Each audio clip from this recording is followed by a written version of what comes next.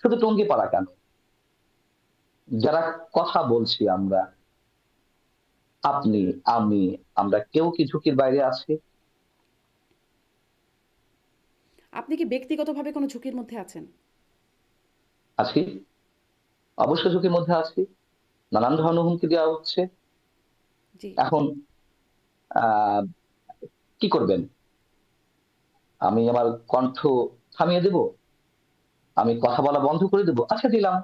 সবার, আমি তো আর বীর পুরুষ না, ধরে নিলাম আমি বীর পুরুষ না। আহ কতজনে কণ্ঠ রোধ করবেন? 2024-এর 5 আগস্টের গণ অভ্যুত্থানের আগে এমনটা তো হাসিনা রেজিমও করেছিল, কথা তো বলেছিল অনেকে। তো বন্ধ করা কি গেছে? সেই পুরনো কথা তো আবারও বারবার, এগুলো এগুলো সবসময়ের জন্যই প্রাসঙ্গিক যে আমরা ইতিহাস থেকে কোনো শিক্ষা গ্রহণ করি না। এখন হয়তো শেখ হাসিনাও তার বিভিন্ন বক্তব্যে এরকমটা বলেছেন যে ইতিহাস থেকে কেউ শিক্ষা গ্রহণ করে না, হুম। তিনি নিজেও করেননি। এখন যারা করছেন তারাও গ্রহণ করছে না। এবং অদ্ভুত ভাবে হাসনাত আব্দুল্লাহ এই কথাটি তার একটি ভিডিওতে ফেসবুক লাইভে সম্ভবত বলেছে যে ইতিহাস থেকে কেউ শিক্ষা গ্রহণ করে না, যারাই এমনটা করেছে তাদেরই তাদেরকেই করুণ পরিণতি বরণ করতে হয়েছে। কিন্তু নিজের ক্ষেত্রে আবার এটি মানা হচ্ছে না। উনি আরেকজনকে স্মরণ করিয়ে দিচ্ছেন, যে যারা বুদ্ধিজীবী শ্রেণী, আমরা তো সামান্য সংবাদ কর্মী, যারা বুদ্ধিজীবী শ্রেণী রয়েছে তারা তো এখন বলতে আমার আমি নিজেই সাইক্লোনের মধ্যে পড়ছি। 5 ফেব্রুয়ারি পরে তো অনেকে বঙ্গবন্ধু শব্দটা উচ্চারণ করছেন না, খুব কৌশলে 32 নম্বর উচ্চারণ করছেন।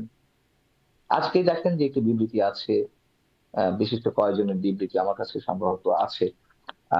ভাঙচুরের দায় সরকারের উপরেই অনেকাংশে বর্তায়, বিশিষ্ট 26 নাগরিকের বিবৃতি। সেখানে বঙ্গবন্ধু শব্দটা নেই। আহ অন্য কোনো শব্দ আমি বাদ দিলাম, শেখ মুজিবুর রহমান উল্লেখ করা হয়েছে।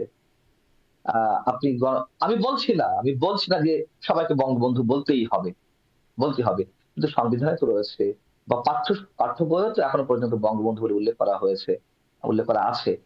আচ্ছা, গণমাধ্যম আমরা দেখলাম যে কোন কোন গণমাধ্যম যখন লাইভ দিচ্ছিল ওই দিন 5 ফেব্রুয়ারিতে, তখন কোন কোন গণমাধ্যম বলছে যে বঙ্গবন্ধুর ঐতিহাসিক বাড়িটি গুড়িয়ে দেওয়া হচ্ছে, বা আগুন আগুন দেওয়া হয়েছে, ভাঙচুর করা হচ্ছে, হাতুড়ি শাবল চালানো হচ্ছে।